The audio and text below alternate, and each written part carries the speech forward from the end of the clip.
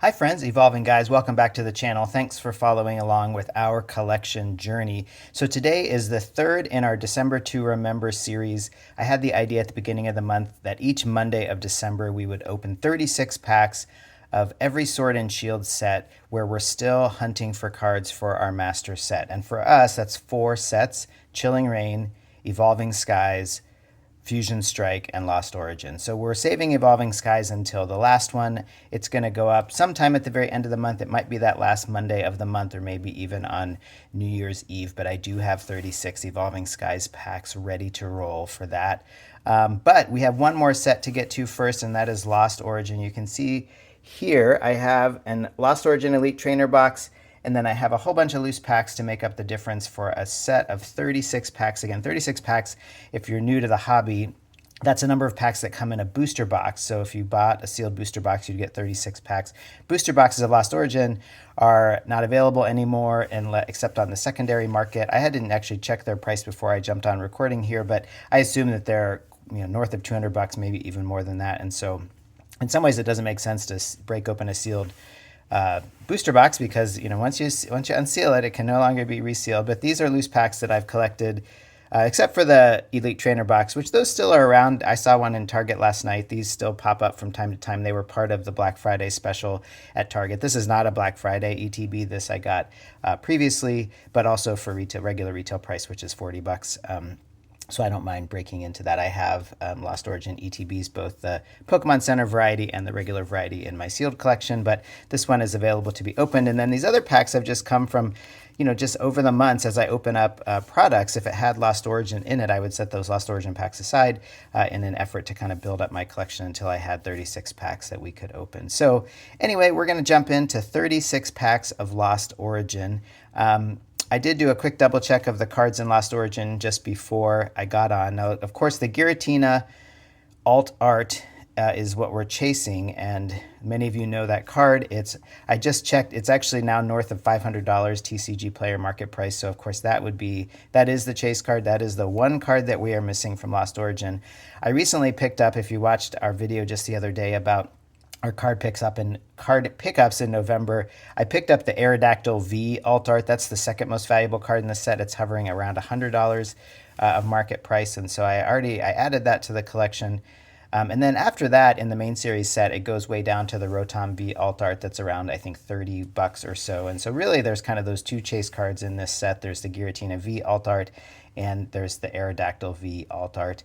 Of course, we would love either of those, but especially we're really opening these to see if we can pull that Giratina V. I mean, the chances are small. Again, alt arts are very hard to come by, as we've experienced in some of our other openings. I mean, I think, any alt art, the chances of getting just any alt art, any of them in a particular set, if they have alt arts, is, one in several hundred packs, I think. And then to get the specific alt art that you want, then you're talking like one in like 1,000 packs or 1,200 packs or something like that. So it's really unlikely, but they have to be somewhere, right? And, we can open them and have fun. And then as far as other cards we might look for, one nice thing about Lost Origin compared to Fusion Strike, Chilling Reign, and Evolving Skies is Lost Origin does have a trainer gallery.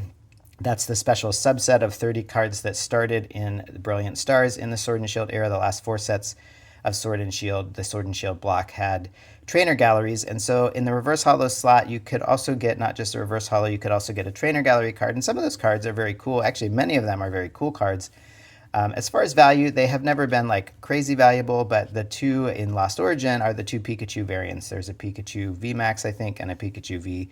The Pikachu VMAX is around 40 bucks, and the V is maybe 20 or 30 bucks. And then after that, every other trainer gallery card is less than $10. So it'd be fun to pull one. I mean, we should pull some of them with this many packs, but we could keep our fingers crossed that we'll hit the Pikachus. So we have all the packs. I'm going to slide these ones aside. Maybe we can start by opening the ETB and see what we get out of that, and then we'll just roll into all these other loose packs that we've accumulated. So anyway, I hope this is fun. I was thinking about this for a long time. Again, we are master set builders on this channel, and I just wanted to give one last college try to see if we could pull any of the cards that we need in the Sword and Shield. We're down to only about 20 cards total that we are still lacking in the Sword and Shield block.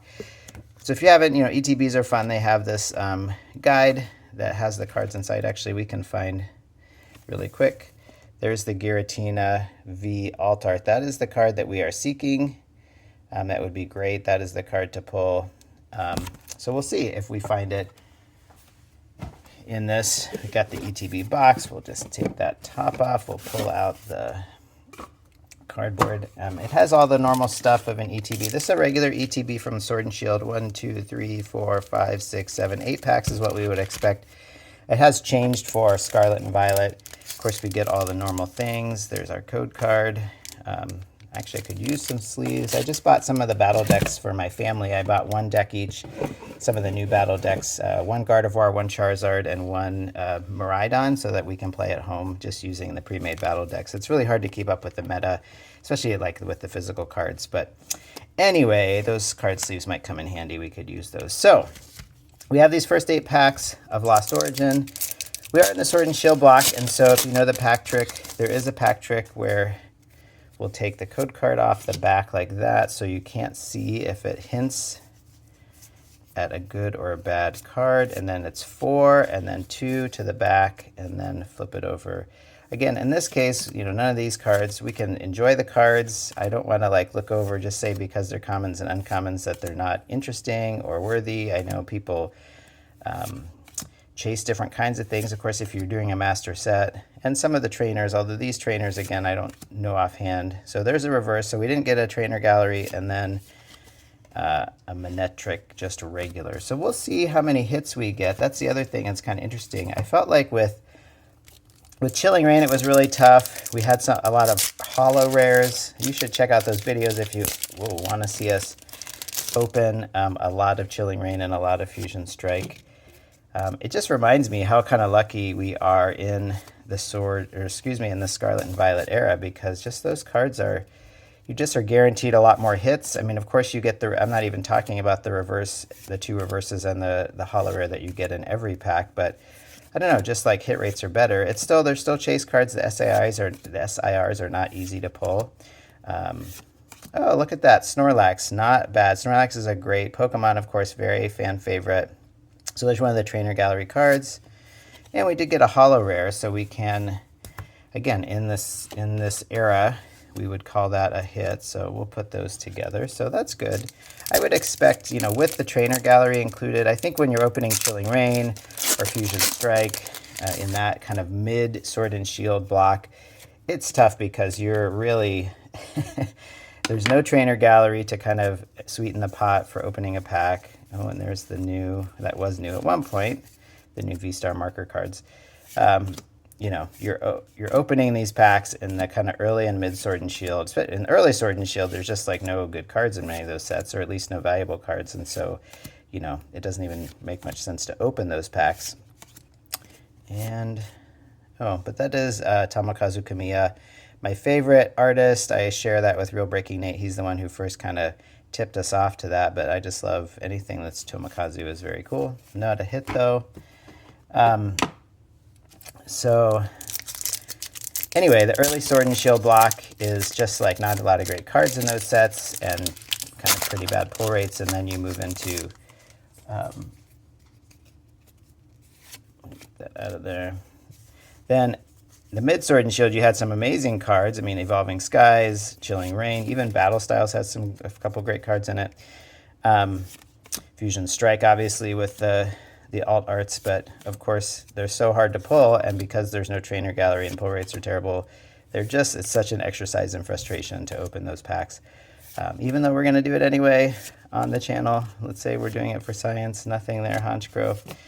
At least with Brilliant Stars, the last 4 sets, Brilliant Stars, Astral Radiance, Lost Origin, and Silver Tempest, the last 4 sets of Sword and Shield, you had the trainer gallery, so that, you know, those cards, again, they have never like popped off. A couple of them have at times, but none of them have popped off value-wise. It's a little surprising because I guess they're not hard to pull, even the kind of rarer ones. There's kind of the first half of those sets and the second half of those sets, like cards 1 to 15, relatively easy to pull, cards 16 to 30, harder to pull, but not so hard, and so maybe that kept the value down. But there's some great art in those.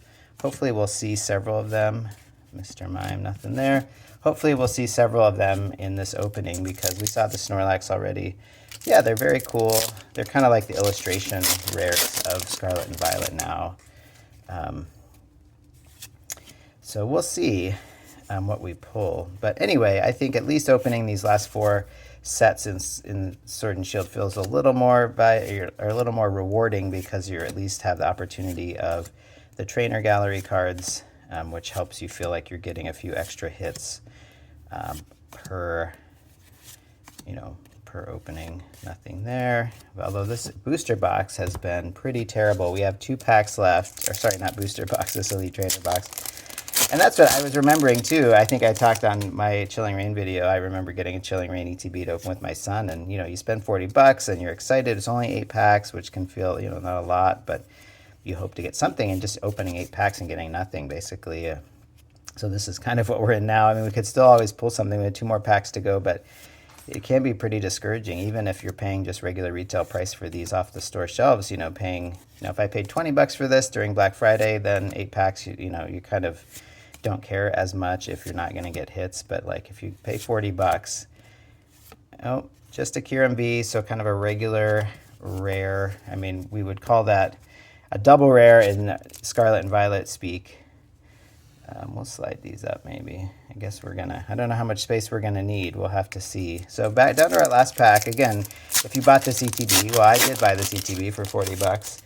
And then, you get 1 bulk V. We did get 1 trainer gallery and 1 holo rare.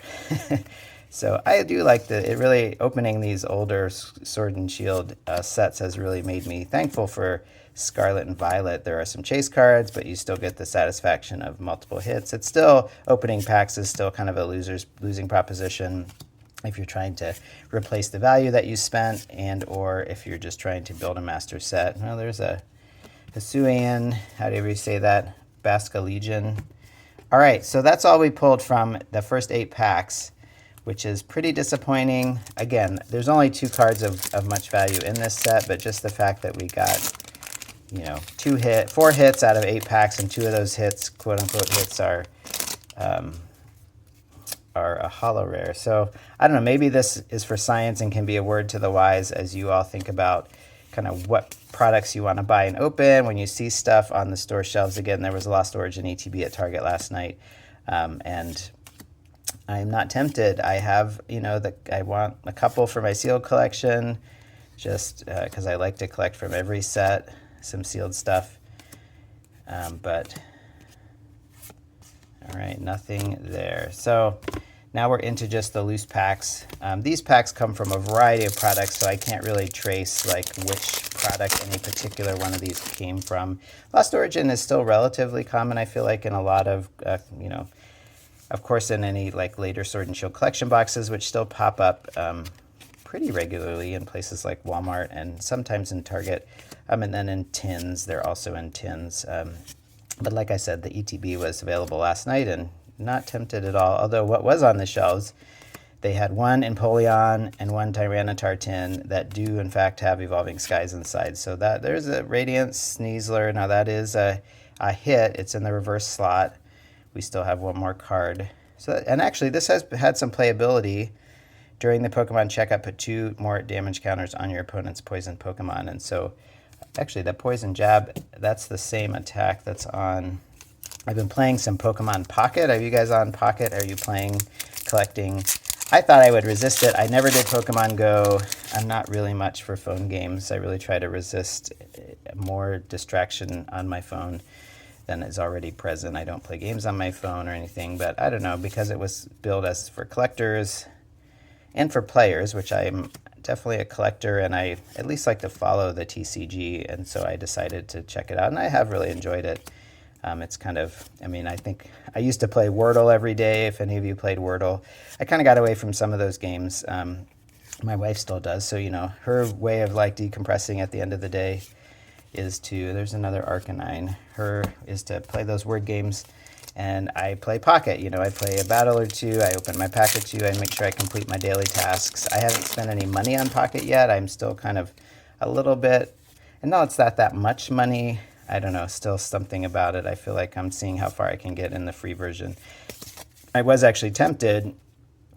To pay for it the other day, and I went through the steps. There's another Tomokazu Kamiya artwork. I was tempted to do it, and yeah, I went through the steps, and maybe some of you can put in the comments. It needed my email password, like to link up or something, and I don't know. Maybe I'm just old. This is the same artist as did the Giratina V alt art that we are looking for. No hits in that. So I don't know, maybe should I put the packs like, we'll just put like, sorry for my arm. There you guys can see, we got this huge stack. There's our packs. You can see what we're working through. See how silly we are to open all these packs in search of a card that's very hard to pull. But hey, it's for the fun, right? And there, I kind of gave it away. This did not have a good code. But again, it's with some of these sets, like Silver Tempest in particular, having a good or bad code really didn't seem to correlate with, we got lots of hits out of bad codes, and actually that was the case with Chilling Reign too, so I don't know. Anyway, with Pocket, I went through and yeah, I wanted my credentials for my email, and I just was a little uncomfortable with that. I'm a little bit old school that way, and just like still, I mean, I'm hopefully pretty tech savvy, but I don't know, I'm also privacy conscious, I guess we'll call it. So anyway, I backed out of there and just decided I was gonna wait. So maybe if I can figure out a way that I'm comfortable with paying money to Nintendo to get more access to cards. I mean, I do like the idea of I'm working on master sets. I've opened as many packs as I'm able given my status in the game. I'm a list maker and I like completing lists, so I'm working on those challenges, especially in the TCG part of Pocket, but I don't care as much about the bling, the emblems and tokens and all the things you can buy. So it doesn't matter to me that I'm not like gobbling up points. Hey, Gengar, that's a good one. I don't think, again, not particularly valuable. Again, unless it's a Pikachu, it's less than $10. But it's a really cool one. See, the art on these, it reminds you a lot of, maybe it's a precursor in some ways to the illustration rares of Scarlet and Violet, but a very cool card. And just a dugong. So we will take it. I mean, we have not had much to write home about so far. I mean, you can see we still have a pretty decent pile of packs to get through, but oops, did I do it again? So it's 1, 2, 3, 4 cards, then you pull 2 more cards and put those 4 in there. I learned that also from Real Breaking Nate. Thank you, Nate. I have met Nate at an event or two. He has a podcast called The Shadowless Podcast with Super Duper Danny and Jordan Fringe. I recommend that too. They do a lot of rambling about their lives, but I find it interesting, and the second half of it is usually talking about all things Pokemon. Hey, Fantina, a rainbow rare. I mean, again, not super valuable, which is kind of a bummer. I remember when I first learned about rainbow rares in Pokemon, and I don't think we had seen one when my son and I very first started. And I was just like, what is a rainbow rare? People were talking about it, and I didn't know what it was. And yeah, it is these cards. They went out of phase with Sword and Shield. I think there were some, you can correct me, I'm not the best knower of all history of Pokemon, those of you in the comments. When did rainbow rares begin? I'm thinking in the Sun and Moon era, which is the era before Sword and Shield, which is what we're opening now. And now we're in Scarlet and Violet. So we came into the hobby kind of in the early Sword and Shield era. I think, kind of Chilling Reign and Vivid Voltage were on the shelves, I remember, in large numbers. And then, yeah, we sort of got into it in mid. Nope, nothing there. So, yeah, I remember kind of, what are the rainbow rares? And so now they're pretty clear. Once you see them, you can see that is, in fact, a rainbow. There's a rainbow. I mean, they were, I think, really coveted at first, and people thought they were cool, and then, I don't know, they fell out of favor for some reason, and I don't think they've really rebounded, kind of price-wise. I don't think that they're particularly sought after. So if you're looking for some cool-looking cards that are maybe a little more affordable from this Sword and Shield, there's different ways to collect. I can appreciate that, like, I'm a completist. I try to get master sets.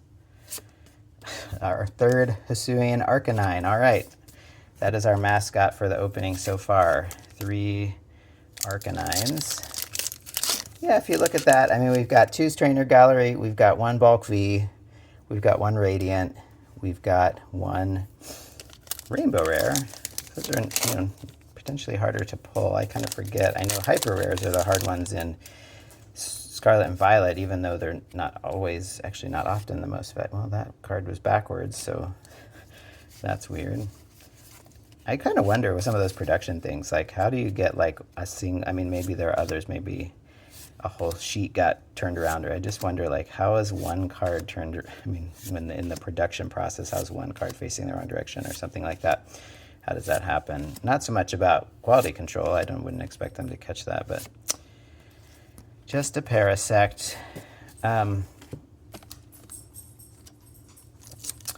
right, we are still plowing ahead.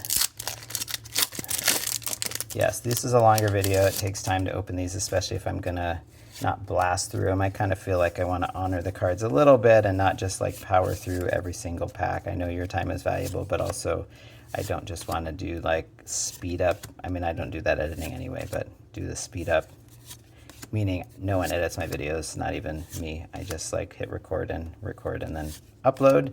Maybe someday I will get a little bit more. Oh my gosh. Our fourth Hisuian Arcanine. All right, we definitely have a mascot of this opening. Hisuian Arcanine. We have a whole play set of Hisuian Arcanine. We have 4. So for the TCG, we have all the ones we would need, although obviously not actually playable.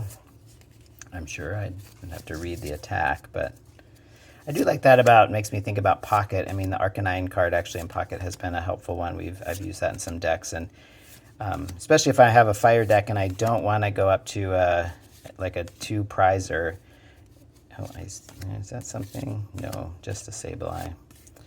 And a Duskox. All right, we still have a pretty tall stack here, so we're, you know, who knows? It just takes one. I keep saying that. I was thinking, like, what's the most, I've often thought of, like, what's the most valuable card I've ever pulled? And I've opened, I mean, hundreds, maybe even thousands of packs.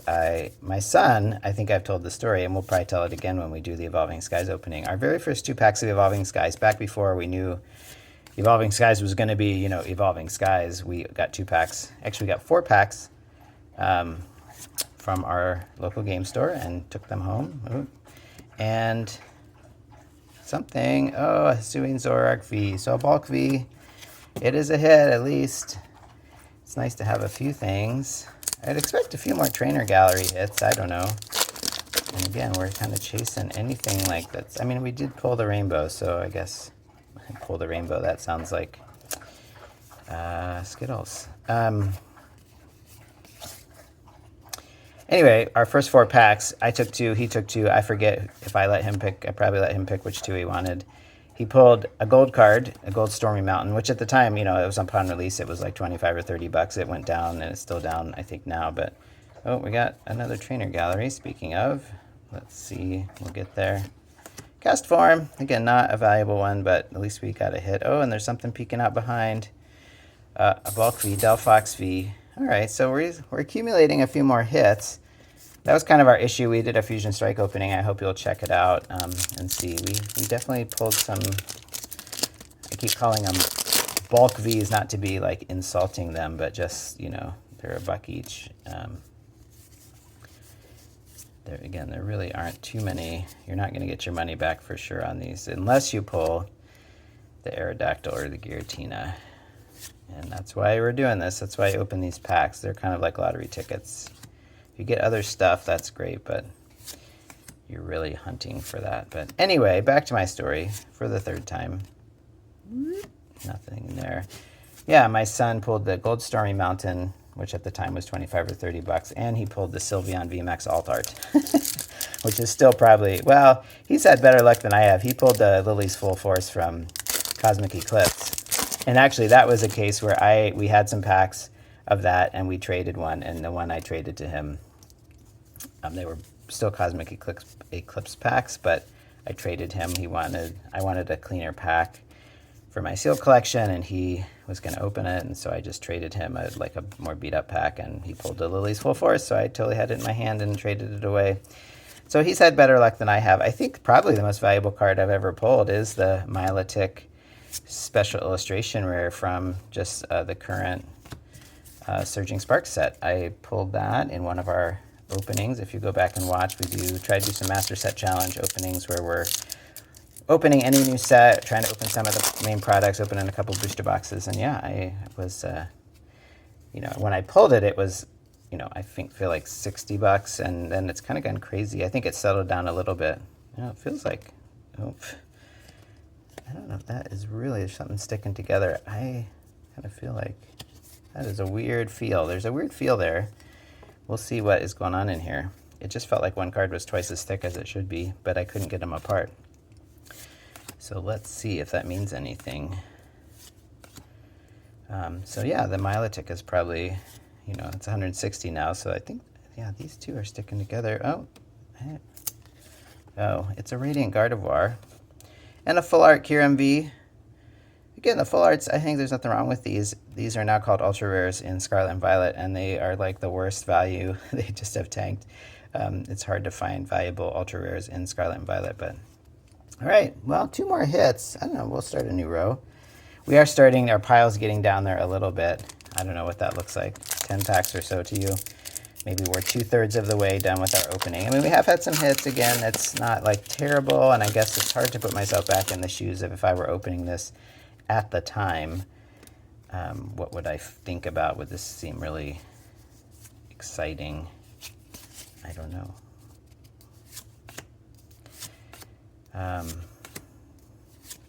But we're really hunting for that one card. And this probably, I mean, not that we won't open Sword and Shield sets anymore, you know, as they're available. Oh, a Kyurem V. Do we already have that one? Yeah, we do up there. Huh. Well, Kyurem is making a run at Arcanine. I guess it's halfway there if, you know, we have a mascot of this opening.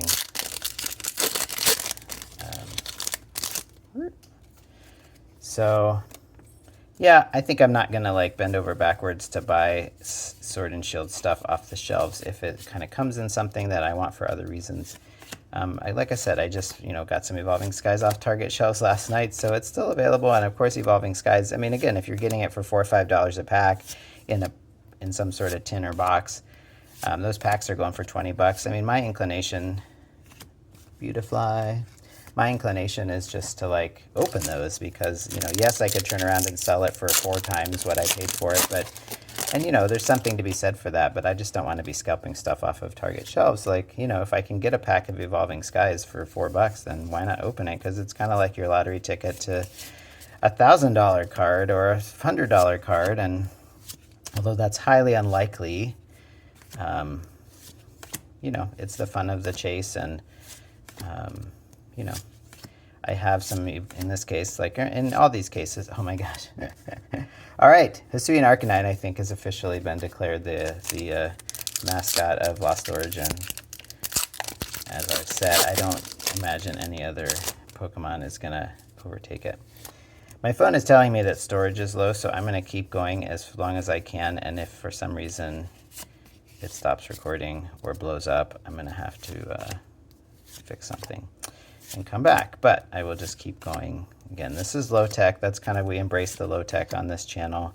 I just want to share my collection journey. I don't have kind of the time or energy to learn fancy editing, and I definitely, since I don't make any money off of this channel whatsoever, I don't want to pay somebody to do those things for me. I know you got to spend money to make money, and you get out what you put in and all that stuff, but I don't know, this is not my day job, so I am just enjoying sharing the hobby with you. So thanks for watching. If you're watching this long into the video, you are a special kind of person, and I appreciate that. So maybe you put this on in the background. I've had some people tell me that, you know, it kind of feels like you're getting a college lecture or something, just kind of my voice talking through. I mean, it's kind of impressive, right? I mean, I've talked for 30 straight minutes by now, and just opening cards and talking. It's almost like ASMR style, right? Although, yeah, there's another backwards code card. Huh, who knew? Maybe that's a sign. Maybe that's a sign that the Giratina is in here. Probably not. But we're getting down there. Hopefully we can get to the end. I guess if it cuts off, you won't know the difference. Nope, nothing in there. All right. We have, what, 5 packs left. We'll try to plow through these. And thanks for watching. tell me more about your collection journey. What are you working on? Do you have, oh, that one's a good code, although also backwards. So, there we are. So are you working on master sets? I think, I appreciate there's different ways to collect. I kind of like the master set idea, especially early on, because, if we were working on master set from 0, then all these cards that we're pulling right now, another Beautifly, so we do have 2 of those as well. 1, 2, 3, 4. So, at least early on, then you need all the cards, and you grab those. And, again, it doesn't make a lot of sense to open a ton of packs chasing cards. But on the other hand, how else are you going to get them? I mean, you can pay, like, with the Giratina, like, am I going to pay $500 for a raw card? Probably not. There's actually one at my local game store, but it's so off-center, and they're just charging market price, which they should. If it's a near mint copy, like, near mint is near mint, right? But it's definitely not gradable, and yes, I would want it for my collection. I've been doing, I think I had a video on the channel a couple months ago. I did my first card show, and one of the kind of cool things that didn't really occur to me until, like, maybe I was there was just the idea that I could trade, right? So people are going to have their collections, which they did, and that's kind of works for me. Instead of just $500 of cash, like, do I have $500 of stuff for sale? Now my phone battery is low too. It's really mad at me. Hopefully I can. Anyway, the trading idea is kind of a better idea. Like, hey, yeah, I'm happy to kind of convert parts of my collection that I no longer want or need into things I do want or need without, like, actually spending any more money. It's just converting one asset to another, and if it works for both parties, then that's pretty cool. So I'm looking forward to vending another card show in April. It's the same card show. It comes around twice a year in my town. It's hosted by a couple game shops, and so yeah, I think that's another option for getting that Giratina, because, if we don't pull it in these last 2 packs, I don't know how much more Lost Origin I'm going to open in the world. So then it's just like, how do we get our hands on that card? And also, how do we get our hands on a decent copy? If you saw my video about our pickups of the last month, I did order one of the alt arts from Evolving Skies through TCG Player, and it was near mint copy, but it was really off-center, which again makes sense. Like, at this point, any raw cards of these high-value cards from Sword and Shield, if they're out there, they've been graded if they're decent. And so what's left as raw cards are probably not going to be amazing. They might be near mint, but they're probably not gradable. All right. So we're down to our last pack. Let's take a quick stock. You can see, again, I feel like it's kind of similar. The trainer gallery has helped us a tiny little bit. We've got 3 pulls from the trainer gallery: the Castform, the Gengar, and the Snorlax. And Gengar and Snorlax are great Pokemon, but the cards themselves aren't. And they're cool cards, I think. The art on them is cool, but they're not so exciting value-wise. And then we have a couple Radiant cards. We have a bunch of holo rares. We have 4 bulk Vs. So you can see maybe more hits out of 36 packs. If you were opening a booster box of Lost Origin. Still, the trick is, like, there's nothing really of value here. And so if you spent, certainly you don't want to now. Lost Origin booster boxes are expensive. I'm sure at least $200 and probably a lot more. And so, it doesn't make any sense to open a booster box chasing a card. If you have a sealed one, hold on to the sealed. It's going to always be more valuable. But again, if I find loose packs around and they're reasonable price, like just $4 or $5 or whatever. So our last pack.